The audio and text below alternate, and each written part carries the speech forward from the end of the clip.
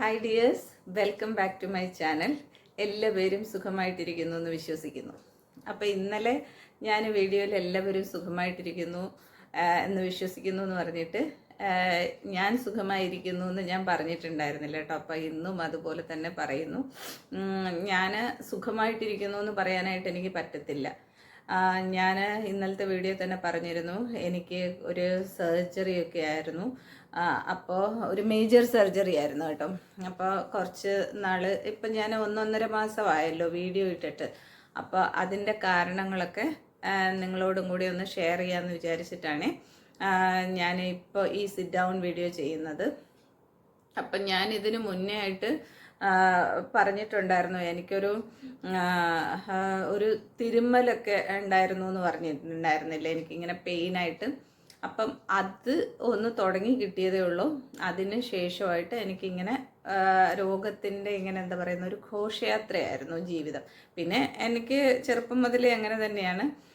എനിക്ക് തോന്നുന്നു ഒരു 22-23 വയസ്സ് മുതൽ എൻ്റെ ജീവിതം രോഗങ്ങളുടെ ഒരു ഘോഷയാത്ര തന്നെയാണ്. അപ്പോൾ എന്ന് വെച്ചിട്ട് എനിക്കിങ്ങനെയൊക്കെ രോഗങ്ങൾ വരുന്നല്ലോ എന്നൊന്നും ഓർത്തിട്ട് ഞാനത് അങ്ങനെ വിഷമിച്ച് നിരാശപ്പെട്ട് അങ്ങനെയൊന്നും കിടക്കുന്ന ഒരാളൊന്നും അല്ല കേട്ടോ. രോഗങ്ങൾ വരുമ്പോഴത്തേൽ നമുക്ക് വിഷമം തോന്നും, നമുക്ക് ബുദ്ധിമുട്ടുകളും പ്രയാസങ്ങളൊക്കെ വരും. പക്ഷെ അതിൽ നിന്നൊക്കെ ഞാൻ റിക്കവർ ചെയ്ത് വരാറുണ്ട്. അങ്ങനെ ഡിപ്രഷൻ അടിച്ച് ഞാനൊരു രോഗിയാണ് എന്ന് പറഞ്ഞിട്ട് ഞാൻ ഒരിക്കലും കിടക്കാറില്ല കേട്ടോ. എനിക്ക് അങ്ങനെ ഇഷ്ടമല്ല. എൻ്റെ തലയൊന്ന് പൊങ്ങിയിട്ടുണ്ടെങ്കിൽ ഞാൻ എഴുന്നേക്കും, എന്നെ കൊണ്ട് ചെയ്യാൻ പറ്റുന്നതൊക്കെ ഞാൻ ചെയ്തിരിക്കും. അതാണ് എൻ്റെ ഒരു നേച്ചർ. അപ്പോൾ ഒരുപാട് വലിച്ചു നീട്ടുന്നൊന്നുമില്ല കേട്ടോ. എനിക്ക് കാര്യം പറയാം. അപ്പോൾ എനിക്ക് ക്യാൻസർ വന്ന കാര്യം ഞാൻ ഈ വീഡിയോ ചെയ്തിട്ടുണ്ട്. എൻ്റെ ക്യാൻസർ സീരീസ് ഫസ്റ്റ്, സെക്കൻഡ്, തേർഡായിട്ട് ചെയ്തിട്ടുണ്ട്. പിന്നെ അതിനെക്കുറിച്ച് വന്ന സംശയങ്ങൾക്ക് ഞാൻ വീഡിയോ ചെയ്തിട്ടുണ്ട്. അപ്പോൾ എനിക്ക് വന്നിട്ടുള്ള അസുഖങ്ങൾ കണ്ടിട്ടുള്ള കുറേ പേർക്കൊക്കെ അറിയാം. എനിക്കിങ്ങനെ ഒരു ക്യാൻസർ വന്ന് പോയ പേഷ്യൻ്റാണ് ഞാനെന്നുള്ളത്. അപ്പോൾ ആദ്യമായിട്ടാണ് ഈ വീഡിയോ കാണുന്നവരെങ്കിൽ ഞാൻ പറയുവാണ്, എനിക്ക് ബ്രസ്റ്റ് ക്യാൻസർ വന്ന് പോയൊരു പേഷ്യൻ്റാണ് ഞാൻ. അപ്പോൾ ഞാനിത് പറയാൻ കാരണം, പിന്നെ അതിനെപ്പറ്റിയുള്ള കൂടുതൽ ഡീറ്റെയിൽസ് ഒന്നും ഞാൻ ഇതിൽ പറയുന്നില്ല. അതിൻ്റെ ലിങ്ക്സ് ഞാൻ ഇതിൻ്റെ ഡിസ്ക്രിപ്ഷൻ ബോക്സിൽ കൊടുത്തേക്കാം കേട്ടോ. അപ്പോൾ അതിൽ നോക്കിക്കഴിഞ്ഞാൽ അതിൻ്റെ ഡീറ്റെയിൽസൊക്കെ നിങ്ങൾക്ക് കിട്ടുന്നതായിരിക്കും. അപ്പോൾ ഇപ്പോൾ ബ്രസ്റ്റ് ക്യാൻസറിനെ കുറിച്ച് പറയാനുള്ള കാരണം എന്ന് പറഞ്ഞു കഴിഞ്ഞാൽ, ബ്രസ്റ്റ് ക്യാൻസർ കഴിഞ്ഞ് അതിനുശേഷം എനിക്ക് എൻ്റെ ഒരു 1-2 വർഷത്തോളം എനിക്ക് പീരീഡ്സ് വന്നിട്ടുണ്ടായിരുന്നില്ല. പിന്നെ വന്നത് മുഴുവൻ ഇങ്ങനെ അബ്നോർമലായിട്ടായിരുന്നു. ഒരു മാസം വരും, പിന്നെ 2-3 മാസം വരില്ല, പിന്നെ 1 മാസം വരും. അങ്ങനെ കുറച്ച് ഒരു ഇതായിട്ടാണ് കാണിച്ചുകൊണ്ടിരുന്നത്. അപ്പോൾ ഡോക്ടർ പറഞ്ഞു, ചിലപ്പോൾ കീമോസൊക്കെ കഴിഞ്ഞതുകൊണ്ട് ചിലപ്പോൾ വരാനും വരാതിരിക്കാനും ചാൻസ് ഉണ്ട്, അത് കുഴപ്പമൊന്നുമില്ല എന്ന് പറഞ്ഞു കേട്ടോ. അപ്പോൾ അത് കഴിഞ്ഞപ്പോഴത്തേലും പിന്നെ കുറേ ഒരിക്കൽ യൂട്രസ് ഒന്ന് നമുക്ക് സ്കാൻ ചെയ്യണമെന്ന് പറഞ്ഞിട്ട് സ്കാൻ ചെയ്തായിരുന്നു. സ്കാൻ ചെയ്തപ്പോഴത്തേൽ ഇതിലൊരു ഫൈബ്രോയിഡ് ഉണ്ടായിരുന്നു. അത് എൻഡോമെട്രിയത്തിലായിരുന്നു ഫൈബ്രോയിഡ് വന്നിരുന്നത്. അപ്പോൾ എനിക്ക് വേറെ ഡോക്ടേഴ്സിനെ കാണിക്കേണ്ടി വന്നു. അപ്പോൾ ഡോക്ടേഴ്സിനെ കാണിച്ചു കഴിഞ്ഞപ്പോഴത്തേലും എല്ലാവരും പറഞ്ഞത് എനിക്കത് യൂട്രസ് റിമൂവ് ചെയ്യുക എന്നുള്ളതല്ലാതെ അതിൽ നിന്ന് ആ ഫൈബ്രോയിഡ് എടുത്ത് മാറ്റാനായിട്ട് ബുദ്ധിമുട്ടാണെന്നാണ് എന്നോട് പറഞ്ഞത്. ഞാൻ പറഞ്ഞല്ലോ, ഞാനൊരു ഡോക്ടറല്ല. അതുകൊണ്ട് എനിക്ക് ഇതിനെപ്പറ്റി വലിയ ഡീറ്റെയിൽഡ് ആയിട്ടൊന്നും, എന്നോട് കുറേ പേര് കമൻസിൽ എൻ്റെ അടുത്ത് ഇപ്പോൾ തന്നെ ക്യാൻസറിനെ കുറിച്ച് ഞാൻ പറഞ്ഞപ്പോഴും കുറേ ഡൗട്ട്സ് എന്നോട് ചോദിക്കുന്നുണ്ടായിരുന്നു. ഇപ്പോഴും പറയുവാണ്, ഞാനൊരു ഡോക്ടറല്ല, ഞാനൊരു മെഡിക്കൽ ഫീൽഡിൽ വർക്ക് ചെയ്യുന്ന ഒരാളുമല്ല. എനിക്ക് എൻ്റെ രോഗങ്ങളെക്കുറിച്ച് എൻ്റെ ഡോക്ടർ പറഞ്ഞു തന്നിട്ടുള്ള കാര്യങ്ങളല്ലാതെ എനിക്ക് മറ്റൊന്നും അറിയത്തില്ല പറഞ്ഞു തരാനായിട്ട്. അതുകൊണ്ടാണ് ഇതും ഞാൻ പറയുന്നത്. ഇതെൻ്റെ ഡോക്ടർ പറഞ്ഞു തന്നിട്ടുള്ള അറിവ് മാത്രമേ എനിക്കുള്ളൂ, അല്ലാതെയുള്ള ഒരു അറിവും എനിക്കില്ല കേട്ടോ. അപ്പോൾ ആദ്യം കാണിച്ചു. അപ്പോൾ പറഞ്ഞു ഇങ്ങനെ യൂട്രസ് റിമൂവ് ചെയ്യല്ലാതെ, കാരണം അതിൻ്റെ ഇതിപ്പോൾ ഞാൻ ഈ ബ്രസ്റ്റ് ക്യാൻസറിൻ്റെ കാര്യം പറയാനുള്ള മെയിൻ റീസൺ എന്ന് പറയുന്ന ഇതാണ്. ബ്രസ്റ്റ് ക്യാൻസർ വന്നു പോയ ഒരു പേഷ്യൻ്റ് ആയതുകൊണ്ട് എപ്പോഴും ബ്രസ്റ്റ് ക്യാൻസറിൻ്റെ ഒരു ഇതെന്ന് പറയുന്നത് ഒരു ബ്രസ്റ്റിൽ വരും, പിന്നെ നമ്മുടെ ഭാഗ്യവും നിർഭാഗ്യവും അനുസരിച്ചിരിക്കും. നിർഭാഗ്യമുള്ളവർക്കാണെങ്കിൽ അത് നെക്സ്റ്റ് ബ്രസ്റ്റിലോട്ട് വരും, പിന്നെ അത് യൂട്രസിലോട്ട് വരും. അങ്ങനെ അതിങ്ങനെ മാറി മാറി മാറി വരാനായിട്ടുള്ള സാധ്യതകളുണ്ട്. എല്ലാവർക്കും അല്ല, എന്നാലും ഒരു പരിധി വരെ വരാനായിട്ടുള്ള സാധ്യതയുണ്ട് കേട്ടോ. അപ്പോൾ ഇങ്ങനെ ബ്രസ്റ്റ് ക്യാൻസർ വന്നു പോയിട്ടുള്ള ഒരു പേഷ്യൻ്റ് ആയതുകൊണ്ട് യൂട്രസിൽ ഇങ്ങനെ എന്തെങ്കിലും പ്രോബ്ലംസ് വന്നു കഴിഞ്ഞാലായിട്ട് അത് ക്യാൻസർ വരാൻ സാധ്യതയുള്ളതാണെന്നാണ് ഡോക്ടേഴ്സ് പറയുന്നത്. അപ്പോൾ പിന്നെ നമുക്ക് യൂട്രസ് അവർ കഴിവതും കീപ്പ് ചെയ്യാനായിട്ട് അനുവദിക്കത്തില്ല, അത് റിമൂവ് ചെയ്യാനേ പറയത്തുള്ളൂ. കാരണം നമ്മുടെ സേഫ്റ്റിക്ക് വേണ്ടിയിട്ടാണ് അവർ പറയുന്നത്. കാരണം വീണ്ടും ഇത് ക്യാൻസർ ആവാനായിട്ട് വലിയ താമസമൊന്നുമില്ല. നമ്മുടെ ഇങ്ങനെയൊക്കെ ക്യാൻസർ വന്നു പോയ പേഷ്യൻസിൻ്റെ ശരീരത്തിൽ വരുന്ന മുഴകൾ, ഇങ്ങനെയുള്ള ഫൈബ്രോയിഡ്സ് കാര്യങ്ങൾ എല്ലാം അതിന് എന്തെങ്കിലും പ്രശ്നമുള്ളതുപോലെ അവർക്ക് തോന്നിക്കഴിഞ്ഞാൽ അവർ പിന്നെ നമ്മുടെ ശരീരത്തിൽ ആ ഓർഗൻ വെക്കാനായിട്ട് സമ്മതിക്കത്തില്ല, അവരത് റിമൂവ് ചെയ്യണം എന്ന് പറയും. അപ്പോൾ എന്നോടും ഡോക്ടർ അത് തന്നെ പറഞ്ഞു, റിമൂവ് ചെയ്യണമെന്ന് പറഞ്ഞു. ബട്ട് എനിക്കതൊരിക്കലും ഉൾക്കൊള്ളാൻ പറ്റുന്ന ഒരു കാര്യമായിരുന്നില്ല. കാരണം ഞാനതും ബ്രസ്റ്റ് ക്യാൻസറിൻ്റെ ആ ഒരു വീഡിയോയിൽ പറഞ്ഞിട്ടുണ്ട്. എൻ്റെ ശരീരത്തിൽ ഒരു അവയവം പോവുക എന്ന് പറഞ്ഞു കഴിഞ്ഞാൽ എനിക്കത് ഉൾക്കൊള്ളാൻ പറ്റില്ല. അതുകൊണ്ടാണ്. എന്ന് വെച്ച് കഴിഞ്ഞാൽ എല്ലാവരും ചെയ്യുന്നില്ലേ, എന്തുകൊണ്ടാണ് ഇതിപ്പോൾ ഇത്രയും വലിയ പ്രശ്നം, ഇതിലെന്തിരിക്കുന്നു എന്നൊക്കെ ചോദിക്കുന്ന ഒരുപാട് പേരുണ്ടാവും. ഇതൊക്കെ ഓരോരുത്തരുടെ മനസ്സിൻ്റെ ഒരിതാണ് കേട്ടോ. ഡോക്ടേഴ്സ് ചെയ്യുന്നത് അവരൊരിക്കലും ഞാൻ പറയുന്നില്ല, അവരുടെ വെച്ചാൽ നമ്മുടെ സേഫ്റ്റിക്ക് വേണ്ടി അവർ പറയുന്നു. പക്ഷെ നമുക്ക് ഓരോ മനുഷ്യനായിട്ട് ജനിക്കുമ്പോഴും അവരുടെ അവയവങ്ങളെക്കുറിച്ച്, അവരുടെ ശരീരത്തിലെ അവയവങ്ങളെക്കുറിച്ച് അവർക്കൊക്കെ എല്ലാ മനുഷ്യർക്കും ഉണ്ടാവും, ഈ പറയുന്നവർക്കും ഉണ്ടാവും. അവരുടെ ശരീരത്തിൽ നിന്ന് ഒരു അവയവം മുറിച്ച് കളയാൻ പറഞ്ഞു കഴിഞ്ഞാൽ ഏതൊരു മനുഷ്യനും ബുദ്ധിമുട്ട് തന്നെയാണ്. ആ ബുദ്ധിമുട്ട് തന്നെയാണ് എനിക്കും ഉണ്ടായിരുന്നത്. എനിക്കൊരിക്കലും എൻ്റെ ശരീരത്തിലെ ഒരു അവയവം മുറിച്ച് കളയുന്നതിനെ കുറിച്ച് എനിക്ക് ഇമാജിൻ പോലും ചെയ്യാൻ പറ്റാത്തൊരു കാര്യമായിരുന്നു കേട്ടോ. അപ്പോൾ ഇങ്ങനെ ഞാൻ എപ്പോഴും ദൈവത്തോട് പ്രാർത്ഥിക്കും, കർത്താവേ, ഞാൻ ജനിച്ചപ്പോൾ നീ എനിക്ക് തന്ന അവയവങ്ങളെല്ലാം ഞാൻ മരിക്കുമ്പോഴും എനിക്ക് ഉണ്ടായിരിക്കണം എന്നുള്ള ഒരാഗ്രഹമാണ്. ഇതെല്ലാം നമ്മുടെ ക്രിസ്ത്യൻ ബിലീഫ് അനുസരിച്ച് നമ്മുടെ ഈ ശരീരം മരിച്ചു കഴിഞ്ഞാൽ മണ്ണിലടക്കം, മണ്ണിൽ അലിഞ്ഞ് അത് പിന്നെ കീടങ്ങൾക്കും പുഴുക്കൾക്കും സ്വന്തമാണ്. അതൊക്കെ എനിക്കും അറിയാം. ബട്ട് എന്തോ ജീവിച്ചിരിക്കുമ്പോൾ എൻ്റെ ആ ഒരു എന്താ പറയുന്നത്, മനസ്സിൻ്റെ ഒരു വല്ലാത്തൊരവസ്ഥയായിരിക്കാം എന്നെക്കൊണ്ട് അങ്ങനെ ഒരു ഓർഗൻ പോകുന്നതിനെക്കുറിച്ച് എനിക്ക് ചിന്തിക്കാൻ പറ്റുന്നില്ല. അതെനിക്ക് ഭയങ്കര ഒരു പെയിൻഫുള്ളാണ്. അപ്പം ഞാൻ ആദ്യം ഡോക്ടറെ കാണിച്ചപ്പോൾ ഡോക്ടർ പറഞ്ഞു റിമൂവൽ അല്ലാതെ വേറെ ഒന്നുമില്ല. ഞാൻ അവിടുന്ന് പോയി തിരിച്ച് ഞാൻ RCCയിൽ വന്നു. അപ്പോൾ RCCയിൽ വന്നപ്പോഴത്തേലും അവിടുത്തെ ഡോക്ടർ നോക്കിയിട്ട് പറഞ്ഞു ഇത് റിമൂവ് ചെയ്യണം എന്ന് പറഞ്ഞു. ഞാൻ എന്നിട്ട് പിന്നെയും നമ്മളിപ്പോൾ ഒന്നോ രണ്ടോ ആൾ ഇങ്ങനെ റിമൂവ് ചെയ്യണമെന്ന് പറഞ്ഞു കഴിഞ്ഞാൽ അതും എനിക്ക് പറഞ്ഞിരുന്നത് യൂട്രസ് മാത്രം റിമൂവ് ചെയ്യണം എന്നുള്ളതല്ല, ദ ഹോൾ റീപ്രൊഡക്റ്റീവ് സിസ്റ്റം തന്നെ റിമൂവ് ചെയ്യണം എന്നുള്ളതായിരുന്നു. അതായത് യൂട്രസ്, അതിനോടനുബന്ധിച്ചിട്ടുള്ള ഓവറീസ്, ഫെലോപ്പിയൻ ട്യൂബ്സ്, സെർവിക്സ്, ഇതെല്ലാം ഹോൾ തിങ് മാറ്റണം എന്ന് പറഞ്ഞു. കാരണം ഇതിലെല്ലാം ക്യാൻസർ വരാൻ സാധ്യതയുള്ളത് കൊണ്ട് അതെല്ലാം റിമൂവ് ചെയ്യണം. ഇത് കേട്ടതോടുകൂടെ എൻ്റെ മനസ്സിൻ്റെ ഒരു സമനില തെറ്റിപ്പോയി എന്ന് തന്നെ എനിക്ക് പറയാം. എനിക്കത് പറ്റുന്നുണ്ടായിരുന്നില്ല, ഒരിക്കലും എനിക്ക് പറ്റുന്നുണ്ടായിരുന്നില്ല. അപ്പോൾ അങ്ങനെ RCCയിലും കാണിച്ചു. അപ്പോൾ ഇതൊരു 8 years ബാക്ക് ഉള്ള ഒരു കാര്യമാണ് കേട്ടോ ഞാൻ പറയുന്നത്. അപ്പോൾ അന്ന് അവിടെ നിന്നും അങ്ങ് പോയി. അത് കഴിഞ്ഞ് ഞാൻ വേറെ ഹോസ്പിറ്റലിലാണ് പിന്നെ കാണിച്ചത്. അത് കാണിക്കാൻ പിന്നെ 1 വർഷം വരെ ഞാൻ ഇതിന് പിന്നെ പോയില്ല. ഞാൻ ആ ഹോസ്പിറ്റലിൽ എനിക്ക് വലിയ പ്രശ്നങ്ങളൊന്നും ഉണ്ടാവാത്തത് കൊണ്ട് ഞാൻ പോയില്ല. പിന്നെ നോക്കിയപ്പോഴത്തേലും ഒരു 8 മാസം കഴിഞ്ഞിട്ട് ഞാൻ വീണ്ടും പീരീഡ്സ് ആയിട്ട് അത് ബ്ലീഡിങ് എന്ന് പറഞ്ഞു കഴിഞ്ഞാൽ ഹെവി ബ്ലീഡിങ് കുറച്ച് ദിവസം ഉണ്ടായിരുന്നുള്ളൂ. അത് കഴിഞ്ഞിട്ട് പിന്നെ സ്പോട്ടിങ്സ് ആയിരുന്നു. സ്പോട്ടിങ്സ് നിൽക്കുന്നേയില്ല. അപ്പോൾ ഇങ്ങനെ കണ്ടിന്യൂസ് ഇങ്ങനെ വന്നുകൊണ്ടിരിക്കുമായിരുന്നു. അപ്പോൾ എനിക്ക് എൻ്റെ ജീവിതത്തിൽ അങ്ങനെ ഒരു സിറ്റുവേഷൻ, ഒരു അനുഭവം ഒന്നും എനിക്ക് ഉണ്ടായിട്ടില്ല. ഫസ്റ്റ് ടൈമായിരുന്നു. അപ്പം ഞാൻ എല്ലാ ഇതും കാണിക്കുന്നത് കോസ്മോയിലാണ് കേട്ടോ. ഇവിടുത്തെ പട്ടത്തുള്ള കോസ്മോപൊളിറ്റൻ ഹോസ്പിറ്റലിലാണ് ഞാൻ ഒരു 30 വർഷമായിട്ട് എൻ്റെ എല്ലാ ട്രീറ്റ്മെൻറ്റ്സും അവിടെയാണ് നടക്കുന്നത്. അപ്പോൾ അവിടെയാണ് എനിക്ക് വിശ്വാസവും. ഞാൻ അവിടെ തന്നെ ഒരു ഡോക്ടറെ കാണിച്ചു കഴിഞ്ഞപ്പോൾ ഡോക്ടർ പറഞ്ഞു ഈ സെയിം തിങ് തന്നെ പറഞ്ഞു. അന്ന് പറഞ്ഞത്, അന്നത്തെ എൻ്റെ പ്രശ്നം ഈ ഫൈബ്രോയിഡിൻ്റെ കൂടെ എൻ്റെ എൻഡോമെട്രിയം തിക്നെസ് കൂടി വരുവാണെന്ന് പറയും. എൻഡോമെട്രിയൽ തിക്നെസ് കൂടി വരുവാണ്.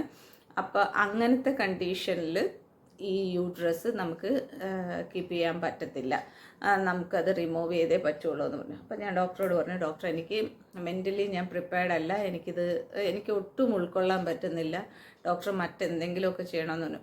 ഇതിന് ആക്ച്വലി എല്ലാവരും ഇത് കേൾക്കുന്നവർ വിചാരിക്കരുത് എൻഡോമെട്രിയൽ തിക്നെസ് ഉണ്ടാവുകയോ അല്ലെങ്കിൽ ഫൈബ്രോയിഡ് ഉണ്ടാവുകയോ ചെയ്തു കഴിഞ്ഞാൽ അതിന് യൂട്രസ് റിമൂവൽ മാത്രമല്ല അതിൻ്റെ ഒരു റെമഡി എന്ന് പറയുന്നത്. അതിന് ട്രീറ്റ്മെൻ്റ് ഉണ്ട്. HRT treatment, hormone replacement treatment therapies എന്നാണ് അതിന് പറയുന്നത്. കാരണം എന്ന് വെച്ച് കഴിഞ്ഞാൽ ഹോർമോൺസ് വെച്ചിട്ട് നമുക്കിതിനെ ട്രീറ്റ് ചെയ്യാൻ പറ്റും. അപ്പോൾ ഇതിന് ഹോർമോൺസ് ടാബ്ലറ്റായിട്ട് കൊടുക്കാം. പിന്നെ അത് അല്ലാതെ സപ്പോസിറ്ററി പോലെയോ അല്ലെങ്കിൽ ക്രീംസൊന്നുമല്ല, അല്ലാതെ തന്നെ മിറാന എന്നൊക്കെ പറഞ്ഞിട്ട് ചെറിയ ഒരു ചെറിയൊരു ഇതൊക്കെ നമുക്ക് യൂട്രസിൽ ഇൻഡ്യൂസ് ചെയ്തിട്ടൊക്കെ ഇത് ട്രീറ്റ് ചെയ്യാൻ പറ്റുന്നതാണ്. ബട്ട് എൻ്റെ കാര്യത്തിൽ എനിക്ക് ഈ ഹോർമോൺ തെറാപ്പീസ് ഒന്നും പറ്റത്തില്ല. ഈവൻ ഒരു മെഡിസിൻസ് പോലും എനിക്ക് തരാൻ പറ്റത്തില്ല. കാരണം എന്ന് പറഞ്ഞു കഴിഞ്ഞാൽ ഡോക്ടർ പറഞ്ഞത് എനിക്ക് ക്യാൻസർ വന്നു പോയ പേഷ്യൻ്റ് ആയതുകൊണ്ട് ഈ ഹോർമോൺ തെറാപ്പീസ് തരുമ്പോഴത്തേൽ ഈ ക്യാൻസറിനെ പിന്നെയും അത് എന്താ പറയുന്നത് സ്റ്റിമുലേറ്റ് ചെയ്യാനായിട്ട് താല്പര്യമുണ്ട് എന്ന് വെച്ചാൽ താല്പര്യമല്ല, സ്റ്റിമുലേറ്റ് ചെയ്യാനായിട്ട് കുറച്ച് അതിനുള്ള സാധ്യത കൂടുതലാണ്. അപ്പോൾ വീണ്ടും ഇങ്ങനെ ക്യാൻസർ വരാനായിട്ട് may be or may not be, നമുക്കതിന് 100% ക്യാൻസർ വരുമെന്നൊന്നും പറയാൻ പറ്റത്തില്ല. But there are chances. അപ്പോൾ അങ്ങനെയുള്ളൊരു കണ്ടീഷനിൽ നമുക്ക് അങ്ങനെ ഒരു പേഷ്യൻറ്റിനെ മേളിൽ റിസ്ക് എടുക്കാൻ പറ്റത്തില്ല. അതുകൊണ്ട് ഹോർമോൺ തെറാപ്പീസ് പറ്റത്തില്ല എന്ന് പറഞ്ഞു. ദെൻ എന്നിട്ട് ഞാൻ ഡോക്ടറോട് പറഞ്ഞു, ഡോക്ടർ 2-3 പ്രാവശ്യമെങ്കിലും നമുക്കൊന്ന് ട്രൈ ചെയ്യാം, എനിക്ക് പറ്റുന്നില്ല. ഇപ്പം ഓൾറെഡി ആ സമയത്ത് എൻ്റെ ബ്രസ്റ്റിൻ്റെ ഓപ്പറേഷൻ കഴിഞ്ഞു, ഈ ലിംഫ് നോട്ട്സ് എടുത്ത് കഴിഞ്ഞു. എന്നിട്ട് ഒരു 2 വർഷമേ ആയിട്ടുള്ളൂ. ആ 2ാമത്തെ വർഷം കഴിഞ്ഞപ്പോഴേക്ക് 2-3 വർഷം കഴിഞ്ഞു. അപ്പോൾ ആ സമയത്ത് തന്നെ എനിക്ക് അടുത്ത ഒരു ഇതും കൂടി വന്നിട്ടുണ്ടായിരുന്നു. മീൻസ് എനിക്ക് ഈ ബ്രസ്റ്റ് ഈ ട്യൂമർ റിമൂവ് ചെയ്ത ഭാഗത്ത് വീണ്ടും തടിപ്പ് വന്നിട്ട് അവിടെ വീണ്ടും സർജറി ചെയ്ത് ആകെ കോംപ്ലിക്കേറ്റഡായി. ഞാൻ കുറച്ച് ഹോസ്പിറ്റലൈസ്ഡായി ഒരു 10-12 ദിവസം. അങ്ങനത്തെ ഒരു വല്ലാത്ത കണ്ടീഷൻ്റെ സമയത്തായിരുന്നു എനിക്ക് ഇങ്ങനത്തെ പ്രശ്നവും കൂടെ വന്നത്. അപ്പം ഞാൻ ഡോക്ടറിനോട് കാര്യം പറഞ്ഞപ്പോൾ ഡോക്ടർ പറഞ്ഞു തൽക്കാലം മെഡിസിൻ തരാം, അപ്പോൾ ആ മെഡിസിനിൽ ഇതൊന്ന് ഇതാവട്ടെ, അത് കഴിയുമ്പോഴത്തേൽ ഇത് മാറ്റുകയല്ലാതെ വേറെ ഒരു നിവർത്തിയില്ല എന്ന് പറഞ്ഞു. എന്നിട്ട് എനിക്ക് തൽക്കാലത്തേക്ക് ഡോക്ടർ മെഡിസിൻ തന്നു. പീരീഡ്സിൻ്റെ ആ ഒരു ഇത് കുറയാൻ വേണ്ടിയിട്ട് ഉള്ള മെഡിസിനൊക്കെ തന്നു. പിന്നെ അതൊരു 2 ആഴ്ച കഴിക്കേണ്ടി വന്നു. അത് കഴിഞ്ഞിട്ട് പിന്നെയും ഹെവി ആയിട്ട് പീരീഡ്സ് വരും എന്ന് പറഞ്ഞു. അപ്പോൾ അതിന് കഴിക്കാനുള്ള മെഡിസിനൊക്കെ തന്നു. പിന്നെ അത് കുഴപ്പമില്ലാതെ പോയി കേട്ടോ. പിന്നെയും ഒരു 5-6 മാസം പിന്നെ കുഴപ്പമൊന്നും ഉണ്ടായിരുന്നില്ല. എനിക്ക് തോന്നുന്നു 7-8 മാസം കഴിഞ്ഞു എന്ന് തോന്നുന്നു. പിന്നെയും ദ സെയിം തിങ് റിപ്പീറ്റഡായിട്ട് ഇതേ പ്രോബ്ലം തന്നെ വന്നു. അപ്പോഴും ഞാൻ ഈ ഡോക്ടറിൻ്റെ അടുത്ത് പോയി. അതായത് അപ്പോഴേക്കും വർഷങ്ങൾ ഇങ്ങനെ കഴിയുവാണ് കേട്ടോ. ഞാൻ പറഞ്ഞില്ലേ 8 months 9 months എടുക്കുമ്പോൾ ഓരോ വർഷം നമുക്ക് ഇങ്ങനെ മുന്നോട്ട് പോയിക്കൊണ്ടിരിക്കുവാണ്. അപ്പോഴും ഡോക്ടർ ഇത് തന്നെ പറഞ്ഞു. പക്ഷെ അപ്പോൾ എൻ്റെ എൻഡോമെട്രിയൽ തിക്നെസ് ഇത്രയും കൂടുതലല്ലായിരുന്നു. അപ്പോൾ ഒരു എന്ന് വെച്ച് കഴിഞ്ഞാൽ ഒരു 10-നകത്തായിരുന്നു. ആക്ച്വലി എൻഡോമെട്രിയൽ തിക്നെസ് എന്ന് പറയുന്നത് 4 to 5 വരെ വരാൻ പാടുള്ളൂ. അത് ചിലപ്പം നമ്മുടെ ഈ മെൻസ്ട്രൽ ആ ടൈമിൽ മെൻസ്ട്രൽ തിക്നെസ് എന്ന് പറയുന്നത് നമ്മുടെ ഈ പീരീഡ്സ് വരുന്ന സമയത്ത്, മീൻസ് പീരീഡ്സ് വരാൻ തുടങ്ങുന്ന ആ സമയത്തൊക്കെ ആകുമ്പോഴത്തേല് ഈ 4 to 5 എന്നുള്ളത് ചിലപ്പോൾ ഒരു 10 ആ ഒരു ഇതിലൊക്കെ വരും. കാരണം അപ്പോൾ പിന്നെ അത് പീരീഡ്സ് ആയി കഴിയുമ്പോഴേക്കും ഇത് പിന്നെയും പഴയ ഒരു ലെവലിലെത്തും. ഇതാണ് അതിൻ്റെ ഒരു കണ്ടീഷൻ എന്ന് പറയുന്നത്. മീൻസ് നമ്മുടെ ഈ എൻഡോമെട്രിയം എന്ന് പറയുന്നത് ഈ യൂട്രസിൻ്റെ വോളാണ്. അപ്പോൾ ആ വോള് ഷെഡ് ചെയ്ത് പോകുന്നതാണ് മെൻസ്ട്രേഷൻ എന്ന് പറയുന്നത്. അപ്പോൾ അതിൻ്റെ ആ ഒരു ഷെഡിങ് നടക്കാത്ത ഒരവസ്ഥയിൽ വരുന്ന ആ ഒരു തിക്നെസ്, അതിനാണ് ഇത് ഇങ്ങനത്തെ ഒരു ഇത് പറയുന്നത്. അപ്പോൾ എനിക്കപ്പോൾ ഒരു 9 ഒക്കെ ഉണ്ടായിരുന്നുള്ളൂ കേട്ടോ. അപ്പോൾ പിന്നെയും ഡോക്ടർ പറഞ്ഞു you should do this, don't worry about this, nothing will happen എന്നൊക്കെ പറഞ്ഞിട്ട് എന്നെ ഒത്തിരി ധൈര്യപ്പെടുത്തുന്നുണ്ടായിരുന്നു. ബട്ട് എനിക്ക് ഞാൻ പറഞ്ഞല്ലോ, എനിക്കത് ഉൾക്കൊള്ളാൻ പറ്റുന്നുണ്ടായിരുന്നില്ല. ഒത്തിരി പേര് ഇത് ചെയ്യുന്നവരുണ്ട് കേട്ടോ, അവർക്കൊന്നും ഒരു പ്രശ്നം. എനിക്ക് ഇങ്ങനെ എൻ്റെ ഒരു ഓർഗൻ പോകുന്നതിൻ്റെ പ്രശ്നമായിരുന്നു. അപ്പോഴും ഞാൻ ഡോക്ടറിൻ്റെ കാലൊക്കെ പിടിച്ച് ഓരോന്ന് പറഞ്ഞിട്ട് ഡോക്ടർ അത് അപ്പോഴും എനിക്കിങ്ങനെ മെഡിസിനൊക്കെ തന്ന് അത് റെഡി ആയിട്ട് പോയി. എന്നിട്ട് പറഞ്ഞു ഷിബി ഇനി ഇങ്ങനെ വരണ്ട, വന്നു കഴിഞ്ഞാലായിട്ട് പറ്റത്തില്ല എന്നൊക്കെ പറഞ്ഞു. പിന്നെ ബൈ ഗോഡ്സ് ഗ്രേസ് എനിക്ക് പിന്നെയും ഇതുപോലെ 2-3 മാസം 4-5 മാസമൊക്കെ കഴിഞ്ഞപ്പോൾ പിന്നെയും വന്നു. പിന്നെ അതങ്ങ് പീരീഡ്സ് സാധാരണ വരുന്നത് പോലെ വന്നും പോയി നിന്നു. അപ്പോൾ എനിക്ക് വലിയ പ്രശ്നമില്ലാതിരുന്നു. അപ്പോൾ അതിനുശേഷം പിന്നെ വന്നതെന്ന് പറഞ്ഞു കഴിഞ്ഞാലായിട്ടും ഇപ്പോൾ ഒരു 2023 ഇതുപോലെ എനിക്ക് ഒരു 7-8 മാസം കഴിഞ്ഞിട്ട് പീരീഡ്സ് വന്നു. അപ്പം നിങ്ങൾ ഓർക്കണം, ഒരു 8 years ആയിട്ട് ഇങ്ങനെ പീരീഡ്സ് ഒട്ടും റെഗുലർ അല്ല. നമ്മളെപ്പോഴും കെയർഫുള്ളായിട്ട് ഇങ്ങനെ ഇരിക്കണം. ഇത് എപ്പോഴാണ് വരുന്നതെന്നോ ഒരു സിംറ്റവും ഇല്ല. അത് കഴിഞ്ഞിട്ട് പിന്നെ പെട്ടെന്ന് വരുന്നത് ബ്രസ്റ്റ് പെയിൻ ആയിട്ടായിരിക്കും ഇതിൻ്റെ തുടങ്ങി കഴിഞ്ഞ് കഴിഞ്ഞാൽ പിന്നെ നമുക്ക് ആ ഒരു പെയിന് വല്ലാത്തൊരവസ്ഥയാണ് കേട്ടോ. പിന്നെ ഇത് ഈ 2020 അല്ലാത്ത സമയത്തൊക്കെ ആണെങ്കിൽ ഇത് പീരീഡ്സ് ആയിട്ട് വന്ന് പോകുമ്പോൾ പ്രശ്നം ഉണ്ടായിരുന്നില്ല. ഈ 2023 ഇതുപോലെ പീരീഡ്സ് വന്നിട്ട് ഇതുപോലെ സ്പോട്ടിങ് വന്നിട്ടും ഈ ബ്രസ്റ്റ് പെയിൻ ഒന്നും മാറുന്നുണ്ടായിരുന്നില്ല. കാരണം ഇങ്ങനെ സ്പോട്ടിങ് വന്നുകൊണ്ടാണെന്ന് തോന്നുന്നു. അപ്പോൾ ഞാൻ കോസ്മോയിൽ എന്നെ കാണിച്ചിരുന്ന ഡോക്ടർ ലീവ് ആയിരുന്നുകൊണ്ട് ഞാൻ വേറൊരു ഡോക്ടറിനെ കാണിച്ചു. അപ്പോൾ എൻഡോമെട്രിയൽ തിക്നെസ് 12 ആയിരുന്നു.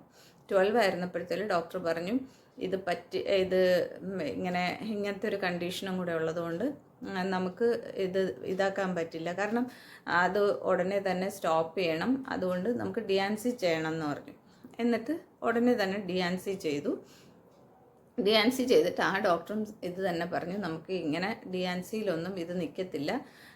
ഇത് കുറച്ചും കൂടെ ഇതായി കഴിഞ്ഞ് കഴിഞ്ഞാൽ ഇതിൻ്റെ തിക്നെസ് കൂടിക്കഴിഞ്ഞാൽ ഇത് ക്യാൻസറിലോട്ട് പോകുന്ന ഒരു കണ്ടീഷനാണ്. അതുകൊണ്ട് ഇത് എത്രയും പെട്ടെന്ന് റിമൂവ് ചെയ്യണമെന്ന് പറഞ്ഞു. ഞാൻ എല്ലാം മൂളി കേട്ടിട്ട് ഞാനിങ്ങനെ തിരിച്ചു പോന്നു. ഞാൻ പിന്നെയും പോയില്ല. കാരണം എൻ്റെ കാര്യം കഴിഞ്ഞല്ലോ. പിന്നെ അത് ഡിയാൻസി ഒക്കെ ചെയ്ത് കഴിഞ്ഞപ്പോഴത്തേലും ഓക്കെ ആയി. എന്നിട്ട് പിന്നെ ഡോക്ടർ എൻ്റെ അടുത്ത് ഒരു കാര്യവും കൂടെ പറഞ്ഞു, 1 വർഷം വരെ നമുക്ക് ഈ പീരീഡ്സ് വന്നില്ല എന്നുണ്ടെങ്കിൽ പേടിക്കേണ്ട കാര്യമൊന്നുമില്ല. 1 വർഷം വരെ ആയില്ല എന്നുണ്ടെങ്കിൽ 1 വർഷം കഴിഞ്ഞ് കഴിഞ്ഞാൽ ഇത് മെനപ്പോസ് ആവുമ്പോഴത്തേല് പിന്നെ നമുക്ക് പേടിക്കേണ്ട ആവശ്യമില്ല. ഇങ്ങനെ പിന്നെ തിക്നെസ്സോ കാര്യങ്ങളോ ഒന്നും ഉണ്ടാവത്തില്ല. നമുക്കെങ്കിൽ പിന്നെ സർജറി ചെയ്യേണ്ട ഒരു ആവശ്യമില്ല. അങ്ങനെയും കൂടെ പറഞ്ഞു കഴിഞ്ഞപ്പോൾ പിന്നെ എൻ്റെ ഒരു തിങ്കിങ്ങും എൻ്റെ പ്രാർത്ഥനയും 1 വർഷം വരെ ഇത് ആവാതിരിക്കുക എന്നുള്ളത്. ഇത് ആക്ച്വലി കോമൺ, ഒരുവിധം സ്ത്രീകൾക്കൊക്കെ വരുന്ന പ്രശ്നമാണിത്.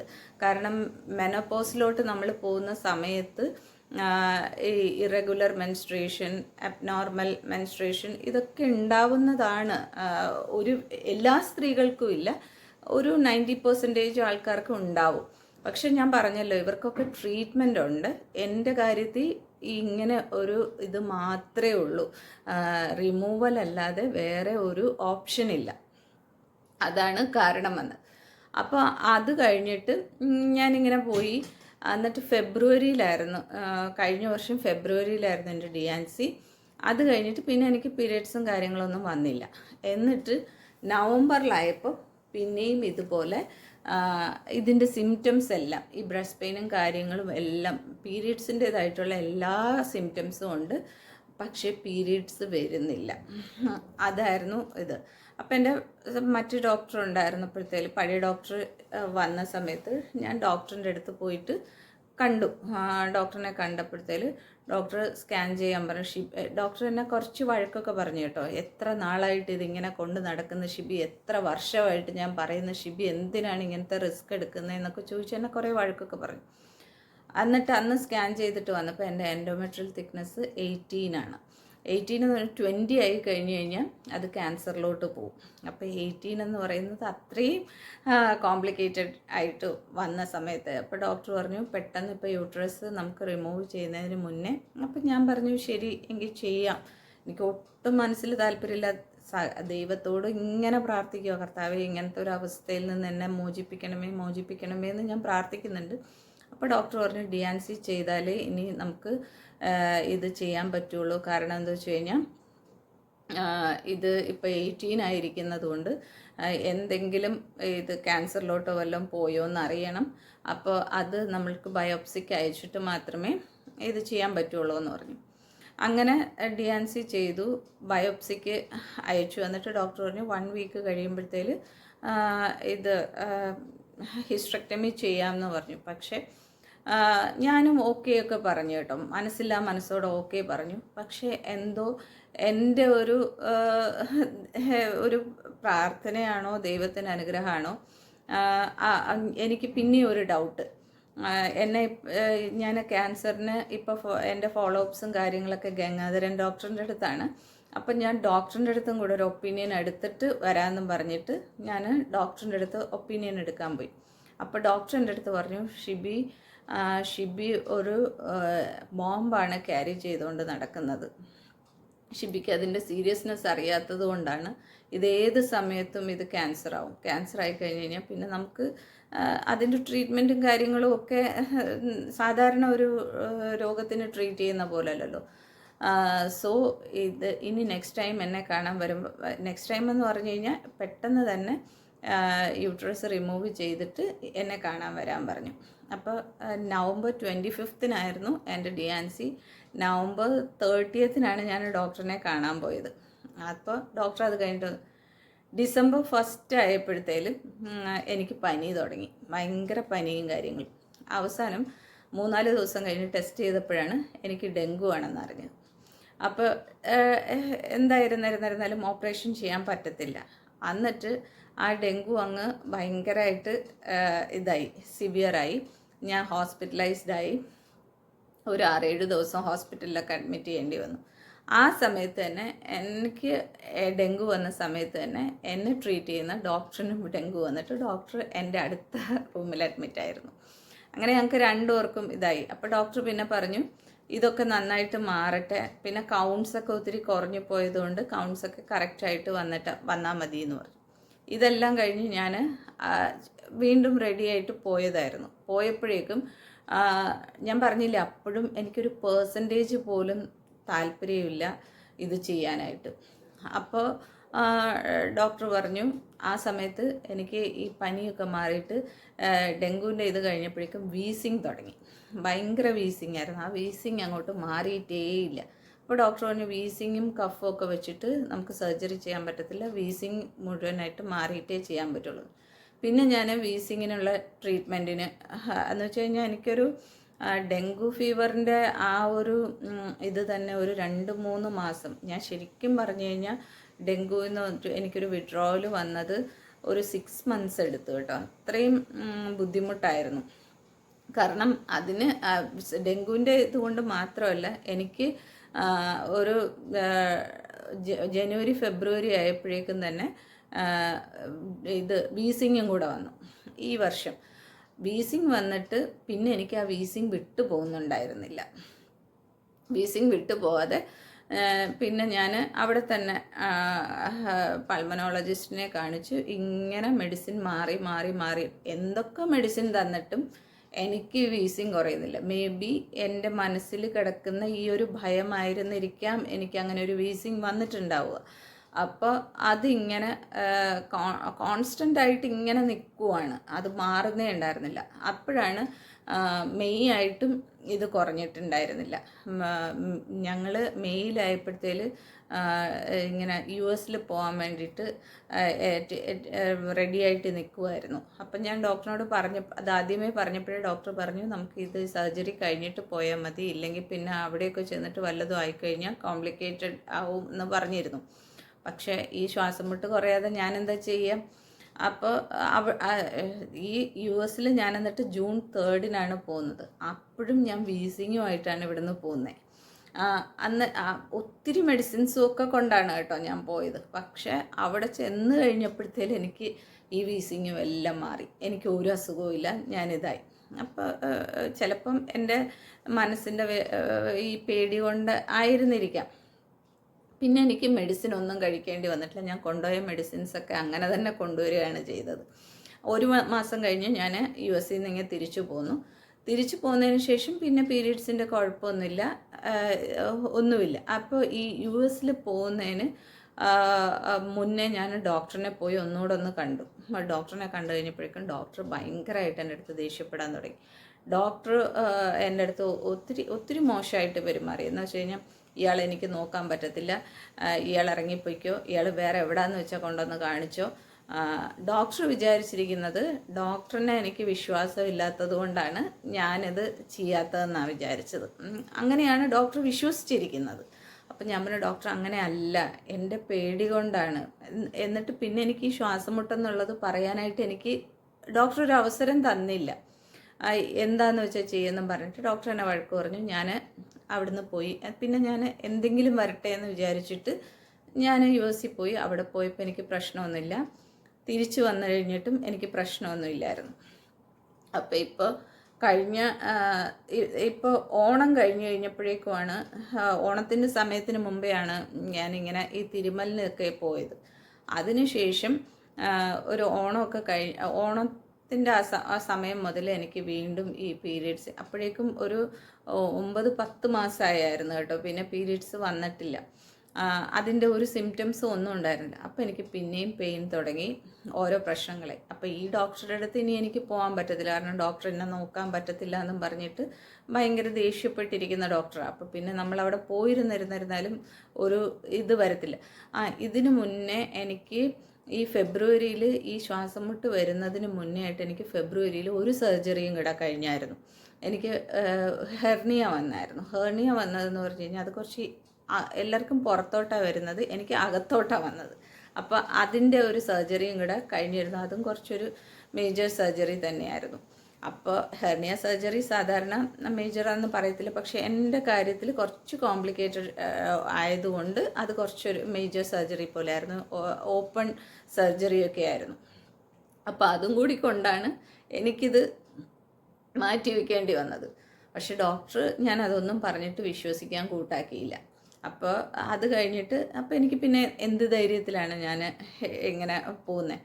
അങ്ങനെ ഇരുന്നപ്പോഴാണ് എനിക്ക് എന്തായിരുന്നാലും ഇത്രയും വേദന ഇതൊക്കെ വന്ന് എനിക്കൊരു ഡോക്ടറുടെ സഹായമില്ലാതെ ഒന്നും ചെയ്യാൻ പറ്റത്തില്ല. നമുക്കറിയില്ലല്ലോ എന്ത് മെഡിസിനാണ് ഇതിന് കഴിക്കേണ്ടതെന്ന് ഒന്നും അറിയത്തില്ല. അങ്ങനെ ഞാൻ GG ഹോസ്പിറ്റലിൽ ഡോക്ടർ അനിത S. പിള്ളൈ എന്നും പറഞ്ഞിട്ടൊരു ഡോക്ടറുണ്ട്. അപ്പോൾ ആ ഡോക്ടറിനെ കുറിച്ച് ഒരു നല്ല അഭിപ്രായമായിരുന്നു ഞാൻ കേട്ടിരുന്നത് കേട്ടോ. അങ്ങനെ ഞാൻ ആ ഡോക്ടറിൻ്റെ അടുത്ത് പോയി. ശരിക്കും പറഞ്ഞു കഴിഞ്ഞാൽ എൻ്റെ ഉദ്ദേശം ആ ഡോക്ടറുടെ അടുത്ത് പോയി കാര്യം പറയുമ്പോൾ ഡോക്ടർ എന്തെങ്കിലും മെഡിസിൻ തരും, അത് കഴിച്ചിട്ട് എനിക്കിങ്ങനെ ഫ്രീ ആയിട്ട് ഇങ്ങനെ വന്നിരിക്കാം എന്നാണ് ഞാൻ വിചാരിച്ചത്. പക്ഷേ അങ്ങനെയൊന്നും ഞാൻ വിചാരിച്ചതുപോലെയൊന്നല്ല കാര്യങ്ങൾ നടന്നത്. ഞാൻ പോയി കണ്ടപ്പോഴേക്കും ഡോക്ടറുടെ അടുത്ത് എനിക്ക് എന്തായിരുന്നാലും ക്യാൻസർ വന്നു പോയി എന്ന് പറയാതിരിക്കാനായിട്ട് പറ്റത്തില്ല.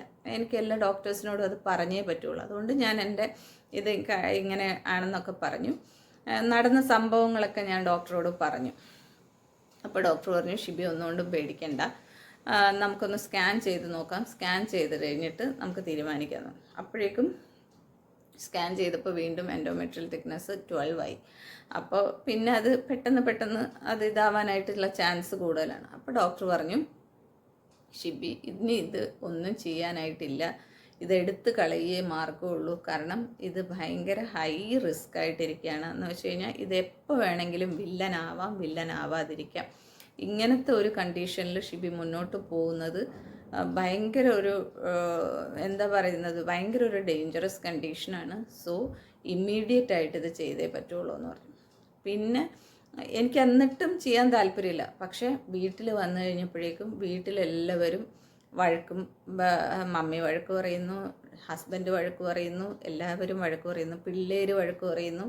എന്ന് വെച്ച് കഴിഞ്ഞാൽ ഇത് ചെയ്യാതിരുന്ന് കഴിഞ്ഞിട്ട് ഇനി എന്തെങ്കിലും വന്നാലോ. അപ്പോൾ പിന്നെ എൻ്റെ ഉള്ളിലൊരു പേടി വന്നു തുടങ്ങി. ഇനി എന്ന് വെച്ചാൽ എനിക്ക് സർജറി ചെയ്യുന്നതിനോ എനിക്ക് ക്യാൻസർ വരുന്നതിനോ അങ്ങനെ ഒരു പേടിയൊന്നും എനിക്കില്ല കേട്ടോ. പക്ഷേ ഞാനായിട്ട് ഇനി ഇത് ചെയ്യാതെ എന്തെങ്കിലും അസുഖം എനിക്ക് വന്നു പോയ, എൻ്റെ ഭാഗ്യക്കേടിന് ഈ ക്യാൻസർ എങ്ങാനും വന്നു പോയി കഴിഞ്ഞാൽ ഈ മനുഷ്യർ, എൻ്റെ വീട്ടുകാരെന്നെ കിടത്തി പൊറിപ്പിക്കത്തില്ല, എന്നെ കൊന്നുകളയും. അതുകൊണ്ട് മാത്രം പേടിച്ചിട്ട് ഇനി എങ്ങാനും ഞാൻ റിസ്ക് എടുത്തിട്ട് ഇത് വന്നാലോ എന്ന് പേടിച്ചിട്ട് ഞാൻ ഡോക്ടറുടെ അടുത്ത് പറഞ്ഞു, ശരി ഞാൻ ചെയ്യാമെന്ന് പറഞ്ഞു. ഡോക്ടർ പിറ്റേ ദിവസം തന്നെ എന്നെ അഡ്മിറ്റ് ചെയ്തു. അതിൻ്റെ നെക്സ്റ്റ് ഡേ എൻ്റെ സർജറിയും കഴിഞ്ഞു. എനിക്ക് സെപ്റ്റംബർ 23 എൻ്റെ സർജറി. അപ്പോൾ ഈ ടോട്ടൽ ഹിസ്റ്ററക്ടമി ആയിരുന്നു കേട്ടോ. ടോട്ടൽ ഹിസ്റ്ററക്ടമി ലാപ്രോസ്കോപ്പിക് ആയിരുന്നു, കീഹോൾ സർജറി. അപ്പോൾ ടോട്ടൽ ലാപ്രോസ്കോപ്പിക് ഹിസ്റ്ററക്ടമി ആയിരുന്നു എനിക്ക്. ഹിസ്റ്ററക്ടമി എന്ന് പറയുമ്പോഴത്തേലും നമ്മൾ യൂട്രസ് മാത്രമേ റിമൂവ് ചെയ്യുള്ളൂ. ഈ ടോട്ടൽ ഹിസ്റ്ററക്ടമി എന്ന് പറയുമ്പോൾ ഹോൾ തിങ്, ഊഫറക്ടമി, പിന്നെ നമ്മുടെ ഈ ഫെലോപ്പിയൻ ട്യൂബ്സ് അതൊക്കെ റിമൂവ് ചെയ്യും, സെർവിക്സ് റിമൂവ് ചെയ്യും, ദ ഹോൾ തിങ് റിമൂവ് ചെയ്യും. അങ്ങനെ എന്താ പറയുന്നത്, ഞാൻ ഇത്രയും നാൾ പ്രാർത്ഥിച്ചും ഒന്നും സംഭവിക്കല്ലേ എന്ന് പറഞ്ഞ് പ്രാർത്ഥിച്ച് നടന്ന ആ ഒരു സംഭവം, അത് എനിക്ക് എന്നിൽ നിന്ന് പോകണം എന്നുള്ളത് ദൈവനിശ്ചയമായിരുന്നെന്ന് തോന്നുന്നു. അതുകൊണ്ട് എനിക്കത് ചെയ്യേണ്ടി വന്നു. അങ്ങനെ എൻ്റെ ടോട്ടൽ ഹിസ്റ്ററക്ടമി നടന്നു. അപ്പോൾ അത് ഒരു മേജർ സർജറി ആയിരുന്നു. അപ്പോൾ പിന്നെ ഡോക്ടർ പറഞ്ഞത് 2 വീക്സ് കൊണ്ട് ഇതാവാം എന്നാണ്. പക്ഷേ എൻ്റെ എന്ന് വെച്ച് കഴിഞ്ഞാൽ എന്നെ കാണുമ്പോൾ ഇപ്പം നിങ്ങൾക്കാണെങ്കിലും ഇപ്പം ഞാനിതാ സംസാരിക്കുന്നു, എന്നെ കണ്ടു കഴിഞ്ഞാൽ, എൻ്റെ ഫേസ് കണ്ടു കഴിഞ്ഞാൽ എനിക്ക് എന്തെങ്കിലും അസുഖം ഉണ്ടെന്ന് ആരെങ്കിലും പറയും. ഇത് തന്നെയാണ് ഡോക്ടേഴ്സിനും തോന്നുന്നത്, പുറത്തുള്ളവർക്കും തോന്നുന്നത്. ഞാൻ എത്ര വയ്യാതെ മരണാവസ്ഥയിൽ കിടന്നിരുന്നാലും എൻ്റെ മുഖത്ത് അത് തോന്നില്ല ഞാനൊരു രോഗിയാണെന്ന്. ചില സമയത്ത് അതെനിക്കൊരു ഭാഗ്യമായിട്ടും തോന്നും, ചില സമയത്ത് എനിക്കതൊരു വല്ലാത്ത നിർഭാഗ്യമായിട്ടും തോന്നും കേട്ടോ. കാരണം നമ്മുടെ അവസ്ഥ മറ്റുള്ളവർക്ക് മനസ്സിലാവില്ല, ഫേസ് കാണുമ്പോൾ മനസ്സിലാവാതിരിക്കുന്ന ഒരവസ്ഥ. അപ്പോൾ അത് കഴിഞ്ഞപ്പോഴേക്കും അപ്പോൾ ഡോക്ടറും പറഞ്ഞു കുഴപ്പമൊന്നുമില്ല എന്നൊക്കെ പറഞ്ഞ് ചെയ്തെങ്കിലും എനിക്ക് സർജറി കഴിഞ്ഞപ്പോഴത്തേല് മുതൽ ഓരോ ഇൻഫെക്ഷൻസും കാര്യങ്ങളൊക്കെ ഇങ്ങനെ വന്നുകൊണ്ടിരിക്കുമായിരുന്നു കേട്ടോ. അപ്പോൾ ആദ്യം ഡോക്ടർ തന്ന മെഡിസിൻസ് മുഴുവൻ എനിക്ക് പ്രശ്നമായിട്ട്, എനിക്ക് ഭയങ്കരമായിട്ട് അത് സ്റ്റൊമക്ക് അപ്സെറ്റും ഗ്യാസ്ട്രൈറ്റിസും പ്രശ്നങ്ങളും ഒക്കെ ഉണ്ടാക്കി. എന്നും ഹോസ്പിറ്റലിൽ 6 ദിവസം ഹോസ്പിറ്റലിൽ കിടന്നു. അത് കഴിഞ്ഞ് പിന്നെ ഡിസ്ചാർജായി, പിന്നെയും ഇങ്ങനെ ഹോസ്പിറ്റലിൽ പോയി കണ്ടുകൊണ്ടിരുന്നു. അതിൻ്റെ മെഡിസിൻസ്, ഗ്യാസ്ട്രൈറ്റിസ് ഒന്ന് സബ്സൈഡ് ആയപ്പോഴത്തേൽ അടുത്ത് urinary infection, high urinary infection ആയിട്ട് വന്നു. അപ്പോൾ വീണ്ടും അഡ്മിറ്റായിട്ട് പിന്നെ ഒരു 6-7 ദിവസം ഹോസ്പിറ്റലൈസ്ഡ് ആയിരുന്നു. പിന്നെ അത് കഴിഞ്ഞ് വീണ്ടും ഡിസ്ചാർജ് ചെയ്തതിന് ശേഷം എനിക്ക് എഴുന്നേറ്റ് നിൽക്കാൻ പോലും പറ്റുന്നുണ്ടായിരുന്നില്ല. ഭയങ്കര ക്ഷീണവും, ഒട്ടും എൻ്റെ ശരീരത്തിന് ആരോഗ്യമില്ല, എൻ്റെ ഹെൽത്ത് മുഴുവൻ നശിച്ചതുപോലെ. ഞാനാണെ കരച്ചിലും എല്ലാവരോടും പറഞ്ഞു, ഞാൻ എല്ലാവരോടും മാറി മാറി പറഞ്ഞതല്ലേ ഇതെനിക്ക് ചെയ്യണ്ടെന്ന്. പിന്നെ എല്ലാവരുടെയും നിർബന്ധം കൊണ്ടല്ലേ ഞാൻ ചെയ്തത്, ഇപ്പം അനുഭവിക്കുന്ന മുഴുവൻ ഞാനല്ലേ എന്ന്. കാരണം എൻ്റെ സ്ഥാനത്ത് വേറെ ആരായിരുന്നിരുന്നാലും അങ്ങനെ ചിന്തിച്ചു പോകും കേട്ടോ, അത്രയ്ക്ക് വയ്യാണ്ടായിപ്പോയി. കാരണം ഇങ്ങനെ ഇത് കഴിഞ്ഞ വഴിക്ക് ഇങ്ങനെ ഓരോ ഇൻഫെക്ഷൻസും കൂടെ വരുമല്ലേ, അപ്പോൾ ഇത്രയും ആൻറ്റിബയോട്ടിക് എൻ്റെ ശരീരത്തിൽ കയറുന്നുമുണ്ട്. എന്നിട്ടോ ഈ എനിക്ക് ഈ ലിംഫ് നോട്ട്സ് ഒക്കെ എടുത്തിരിക്കുന്നതുകൊണ്ട് റൈറ്റ് കയ്യിൽ ഒന്നും ചെയ്യാൻ പറ്റത്തില്ല. ഈവൻ ഒരു BP പോലും നോക്കാൻ പറ്റത്തില്ല, അത് പ്രിസർവ്ഡ് ആണ്. എല്ലാം ലെഫ്റ്റ് കയ്യിൽ തന്നെയാണ് ചെയ്യുന്നത്. ലെഫ്റ്റ് കയ്യിൽ ഈ കീമോയൊക്കെ ചെയ്തതുകൊണ്ട് വെയിൻസൊക്കെ ഭയങ്കര ഹാർഡുമാണ്, പിന്നെ തിന്നുമാണ്. അപ്പോൾ നമ്മൾ കാനല ഇടാൻ നോക്കുമ്പോഴത്തേലും വെയിൻസ് കിട്ടുന്നുമില്ല. അപ്പോൾ അതിൻ്റെ ബുദ്ധിമുട്ട് ഓരോ പ്രാവശ്യം കുത്തുമ്പോഴും ഒരു 4-5 കുത്താതെ എനിക്ക് IV തരാൻ പറ്റത്തില്ല. അങ്ങനെയുള്ള കഷ്ടപ്പാടുകളെല്ലാം. പിന്നെയാണ് ഡോക്ടർ മനസ്സിലാക്കിയത്. ഡോക്ടർ എൻ്റെ അടുത്ത് പറഞ്ഞത്, ഷിബി നമ്മൾ വിചാരിച്ച പോലെയല്ല, ഷിബിക്ക് ഇമ്മ്യൂണിറ്റിയും വളരെ കുറവാണ്, ഷിബിയുടെ ഹെൽത്ത് കണ്ടീഷനും വളരെ മോശമാണ്, അതുകൊണ്ട് ഷിബിയുടെ റിക്കവറി ഭയങ്കര സ്ലോ ആണെന്ന് പറഞ്ഞു. അങ്ങനെ പിന്നെയും വീണ്ടും ഇങ്ങനെ ഹോസ്പിറ്റലിൽ തന്നെ പോയും വന്നും ഇപ്പോഴും ഇന്നലെയും ഞാൻ ഹോസ്പിറ്റലിൽ പോയിട്ട് വന്നു. അത് കഴിഞ്ഞപ്പോഴത്തേലും പിന്നെ ഡോക്ടർ മെഡിസിൻ തന്ന മെഡിസിൻ അലർജിയായിട്ട് ബോഡിയിൽ മുഴുവൻ റാഷസും കാര്യങ്ങളൊക്കെ ആയിട്ട് പിന്നെയും ഹോസ്പിറ്റലിലായിരുന്നു. പിന്നെ അത് കഴിഞ്ഞ് തിരിച്ചു വന്നിട്ട് ഡോക്ടർ പറഞ്ഞു 2 ദിവസം കഴിഞ്ഞിട്ട് ഒന്നുകൂടെ ഈ മെഡിസിൻ കഴിച്ചു നോക്ക്, ചിലപ്പം അതിൻ്റെതല്ല വേറെ വല്ല ഫുഡിൻ്റെ വല്ല ആണോ എന്നറിയാൻ വേണ്ടിയിട്ടാണ്. ആ മെഡിസിൻ രണ്ടാമതും കഴിച്ചപ്പോൾ അത് മുഴുവൻ ഇൻറ്റേർണലിയാണ് എനിക്ക് പ്രശ്നം ഉണ്ടായത്. എൻ്റെ ചുണ്ടൊക്കെ ഭയങ്കര ചൊറിച്ചിൽ, തൊണ്ടയ്ക്കകത്ത്, നാവ്, കണ്ണിൻ്റെ അകം, ചെവിക്കകം, പിന്നെ ബോഡി, പിന്നെ റാഷ് വന്നില്ല, ഫുൾ ചൊറിച്ചിലുണ്ട്. അപ്പം നമ്മുടെ സെൻസിറ്റീവായിട്ടുള്ള ഓർഗൻസിൽ എല്ലായിടത്തും ഭയങ്കര ചൊറിച്ചിൽ. അപ്പോൾ അതിൻ്റെ ട്രീറ്റ്മെൻറ്റും ഇപ്പം നടക്കുകയാണ്. അപ്പോൾ ഇങ്ങനത്തെ ഒരു കണ്ടീഷനിലാണ് ഞാൻ ഇങ്ങനെ പോയിക്കൊണ്ടിരുന്നത് കേട്ടോ. അതുകൊണ്ടാണ് ഇപ്പോൾ ദൈവം സഹായിച്ച് എനിക്ക് പ്രശ്നമൊന്നുമില്ല. ഇങ്ങനെ കുറച്ച് അലർജിയുടെ കുറച്ച് പ്രശ്നമുണ്ടെന്നല്ലാതെ വേറെ കുഴപ്പമൊന്നുമില്ല. പിന്നെ എന്നോട് പണ്ടേ എല്ലാവരും പറഞ്ഞിട്ടുണ്ടായിരുന്നു, ഇങ്ങനെ ഈ യൂട്രസൊക്കെ എടുത്ത് കഴിഞ്ഞാൽ ഭയങ്കര ബാക്ക് പെയിൻ ആയിരിക്കും എന്ന് പറഞ്ഞിരുന്നു. പക്ഷെ ഞാൻ ഡോക്ടറോട് ചോദിച്ചപ്പോൾ ഡോക്ടർ പറഞ്ഞു അങ്ങനത്തെ പ്രശ്നമൊന്നും ഉണ്ടാവില്ല, കുഴപ്പമൊന്നുമില്ല, ഇതൊക്കെ ആൾക്കാർ പറയുന്നതെന്ന് പറഞ്ഞു. പക്ഷേ എനിക്കിപ്പോൾ നല്ല ബാക്ക് പെയിനുണ്ട്, ഭയങ്കര ബാക്ക് പെയിനാണ്. അത് ഇനിയിപ്പോൾ എനിക്ക് എൻ്റെ അല്ലാതെയുള്ള ഡിസ്കിൻ്റെ പ്രോബ്ലം കൊണ്ടുള്ള ബാക്ക് പെയിൻ ആണോ എന്ന് എനിക്ക് അറിഞ്ഞൂടാ. ഇനി യൂറിനറി ഇൻഫെക്ഷൻ വീണ്ടും വരുന്നതാണോ എന്ന് എനിക്കറിയത്തില്ല. കാരണം യൂറിനറി ഇൻഫെക്ഷൻ ഒരു പ്രാവശ്യം വന്ന് ഹോസ്പിറ്റലൈസ്ഡ് ആയി, അത് മെഡിസിനൊക്കെ കഴിഞ്ഞിട്ട് പിന്നെയും പിന്നെയും വയ്യാണ്ടായി, വീണ്ടും യൂറിൻ ടെസ്റ്റ് ചെയ്തപ്പോൾ വീണ്ടും ഇൻഫെക്ഷൻ ഉണ്ടായിരുന്നു. അപ്പോൾ ഇങ്ങനെ എന്താ പറയുന്നത്, ഈ ഒരു സർജറി കഴിഞ്ഞ പിന്നെ റിക്കറൻ്റ് ആയിട്ട് ഇങ്ങനെ യൂറിനറി ഇൻഫെക്ഷൻ വരുന്നുണ്ട്. അതുകൊണ്ട് എനിക്ക് അറിയത്തില്ല ഇനി യൂറിനറി ഇൻഫെക്ഷൻ്റെ ആണോ എന്നും അറിയത്തില്ല. അപ്പോൾ എനിക്ക് ഭയങ്കര ബാക്ക് പെയിനും ഉണ്ട്. പിന്നെ അതിൻ്റെ കൂട്ടത്തിൽ ഇപ്പോൾ ഈ അലർജിയുടെ പ്രോബ്ലം ഭയങ്കരമായിട്ടുണ്ട്. അപ്പോൾ അതിന് ഞാൻ ഹോസ്പിറ്റലിൽ കാണിക്കാൻ വേണ്ടി ഇരിക്കുവാണ്. ഇന്ന് ഞാൻ പോകാനിരുന്നു, പക്ഷേ ഡോക്ടർ ഉണ്ടായിരുന്നില്ല. ഇനി നാളെ അതിന് പോകണം.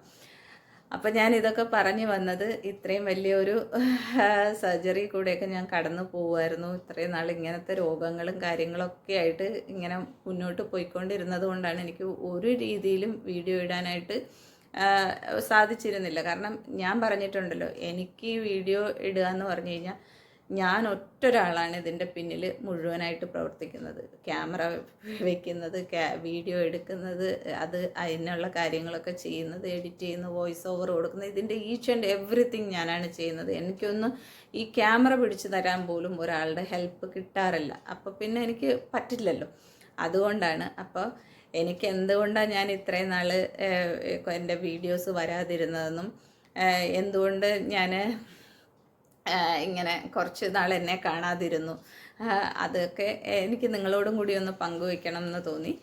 അതുകൊണ്ടാണ് ഞാൻ ഇപ്പോൾ ഈ ഒരു സിറ്റ് ഡൗൺ വീഡിയോ ചെയ്ത് ഞാൻ നിങ്ങളുടെ അടുത്ത് ഇതെല്ലാം പറയുന്നത് കേട്ടോ.